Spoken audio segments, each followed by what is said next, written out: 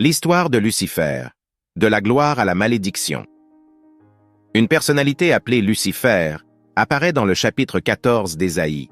La racine latine de Lucifer signifie celui qui apporte la lumière, tandis que la traduction hébraïque est étoile du matin. Lucifer a été dépeint comme un être radieux, brillant et majestueux dans n'importe quelle langue. C'était un ange de haut rang. Lucifer était l'un des principaux anges de Dieu aux côtés de Michel et Gabriel dans les armées célestes de Dieu. Cependant, à un moment donné, Lucifer a commis une grave erreur. Il a défié Dieu. Luc, chapitre 10, verset 18. Il leur a dit « J'ai regardé Satan tomber du ciel comme un éclair. » Ici, Jésus décrit à ses disciples une scène qu'il avait vécue au ciel. Cet événement a eu lieu avant l'incarnation de Jésus. En tant que fils de Marie, il les a mis en garde contre les dangers de laisser l'orgueil les contrôler. Cette scène qu'il a décrite était le jugement de Dieu sur un ange créé nommé Lucifer. Lucifer avait occupé une position d'honneur unique au ciel.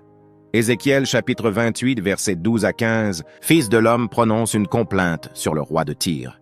Et dit-lui, « Vous aviez la pleine mesure de la perfection et la touche finale de l'exhaustivité, plein de sagesse et parfait en beauté. Vous étiez en Éden, le jardin de Dieu. Chaque pierre précieuse était votre couverture. La fabrication de vos paramètres et de vos prises était en vous. Ils ont été préparés le jour où vous avez été créés. Tu étais la chaise ointe qui couvre et protège, et je t'ai placé là. Vous étiez sur la sainte montagne de Dieu. Vous avez marché au milieu des pierres de feu, des bijoux étincelants. Vous avez été irréprochable dans tes manières, depuis le jour où tu as été créé, jusqu'à ce que l'injustice et le mal soient trouvés en vous. L'orgueil lui a coûté de défier Dieu et de chercher une place d'égalité avec Dieu. Apparemment, Lucifer avait autorité sur une compagnie d'anges, et il avait réussi à aliéner certains de ceux qui étaient sous ses ordres de leur loyauté envers Dieu. Il les a conduits à se joindre à lui dans sa rébellion contre Dieu. En réponse, Dieu a jeté Lucifer et ses partenaires en rébellion de sa présence. Afin de décrire l'activité de Lucifer à retourner certains anges contre Dieu à travers son complot persistant. Ézéchiel chapitre 28, versets 16 à 19.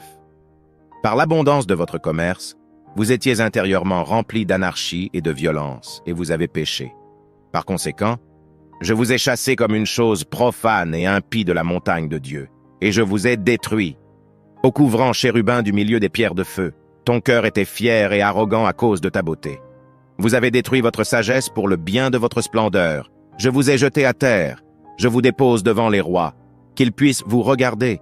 Vous avez profané vos sanctuaires par la grande quantité de vos péchés et l'énormité de votre culpabilité par l'injustice de votre commerce. Par conséquent, j'ai fait jaillir un feu du milieu de vous. Elle vous a consumé, et je vous ai réduit en cendres sur la terre aux yeux de tous ceux qui vous regardent, de tous les peuples, des nations qui vous connaissaient, et qui sont consternés par vous. Vous êtes arrivés à une fin horrible et terrifiante. Cela illustre exactement ce que Lucifer a fait. Il est allé parmi les êtres angéliques créés et a promu une rébellion organisée contre Dieu. Je vous donnerai une position beaucoup plus responsable dans l'administration de l'univers. Le diable n'a jamais eu à changer ses tactiques, ni au ciel ni sur terre, pour une raison simple, car elles fonctionnent toujours. Tout cela ne s'est pas produit soudainement, ni même en quelques jours. Nous n'avons aucun moyen de mesurer le temps.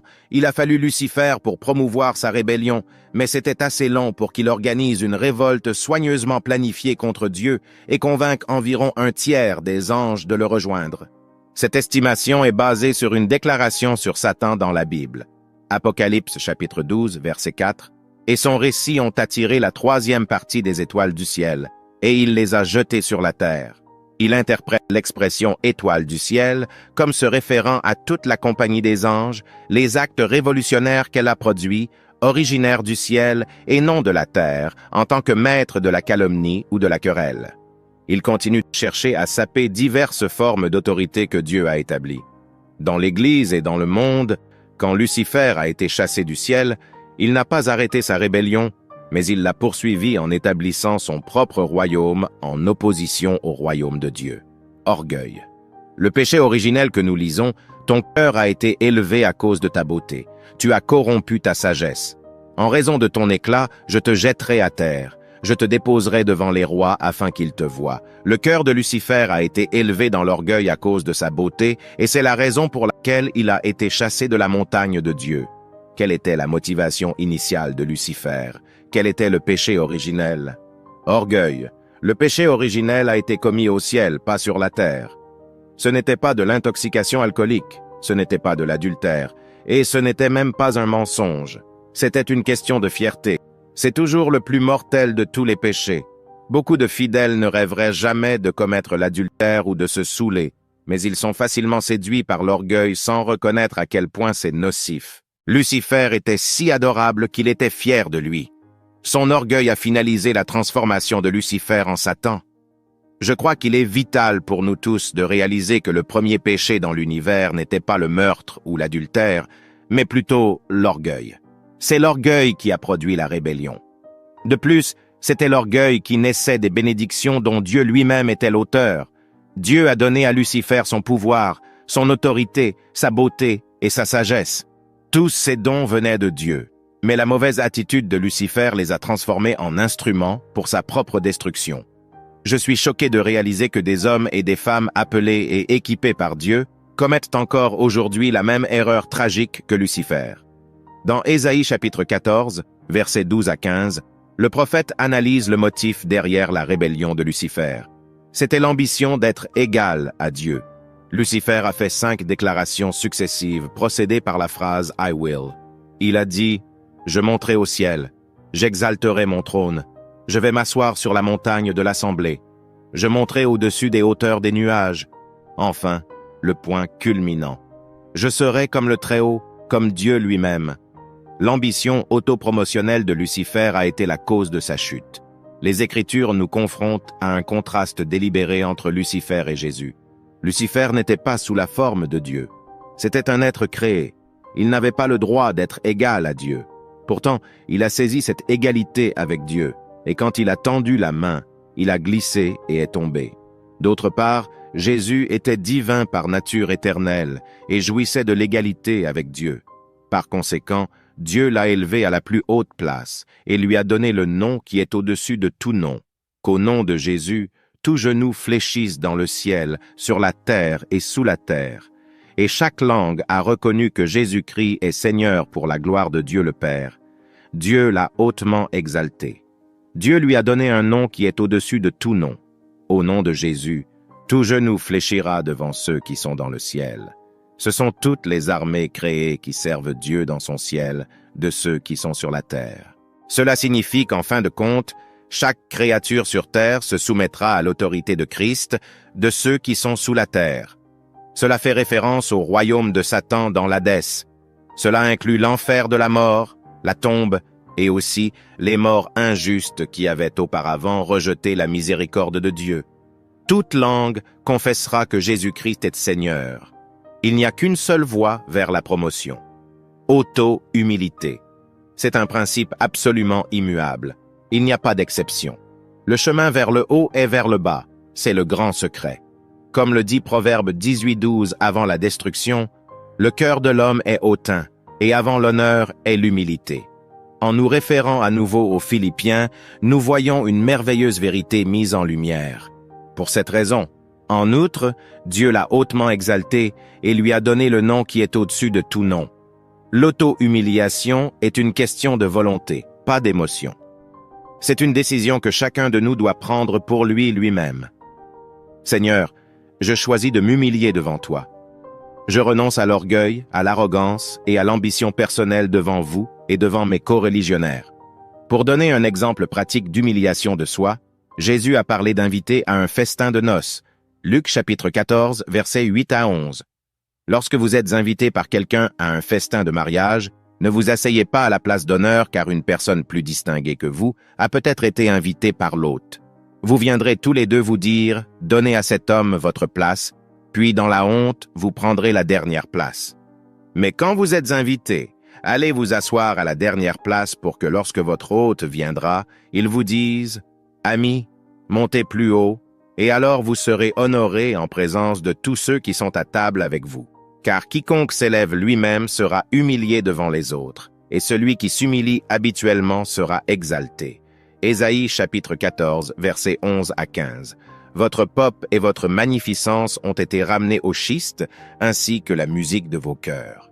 Les asticots sont étalés sous vous comme un lit, et les vers sont votre couverture, comme tu es tombé du ciel. Ô étoile du matin, fils de l'aube, vous avez été réduits à terre, vous qui avez affaibli les nations. Ce que vous avez dit dans votre cœur, je monterai au ciel. J'élèverai mon trône au-dessus des étoiles de Dieu. Je vais m'asseoir sur le mont de l'Assemblée. Dans les régions reculées du nord, je monterai au-dessus des hauteurs des nuages. Je vais me faire comme le Très-Haut, mais en fait, vous serez ramenés au schiste, dans les recoins reculés de la fosse. Le désir de Lucifer était d'être sur le même pied que Dieu. Il s'imaginait si intelligent, beau et majestueux qu'il se serait dit que je pouvais être Dieu.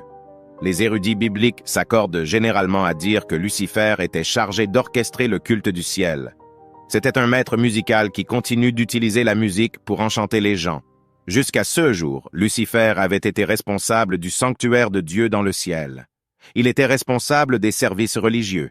Il était le chérubin qui gardait l'endroit où la présence de Dieu se manifestait. Il était en charge de la musique. C'était un artiste. Il a eu beaucoup de succès. Il s'est ensuite rebellé et est tombé fier. Les lignes de bataille sont tracées. Il a été renvoyé de la présence de Dieu après être devenu fier de sa sagesse et de sa beauté. Et après avoir conçu sa rébellion complotée contre Dieu, ses anges perfides ont également été jetés avec lui. Lucifer était peut-être la plus sage et la plus belle de toutes les créatures de Dieu. Mais les Écritures disent que son cœur a été élevé à la chute de Lucifer. Satan a commencé de l'intérieur avant que cela ne conduise à sa chute après être devenu fier à cause de sa sagesse et de sa beauté. Et après avoir éclos sa rébellion pure et simple contre Dieu, il a été coupé de la présence de Dieu, et ses anges traîtres ont été jetés avec lui.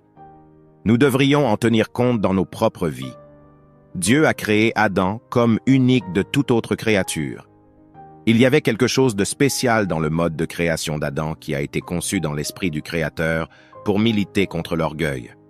Adam venait d'une source différente de tout autre être créé que nous connaissons. Voici la description de la création d'Adam dans la Genèse.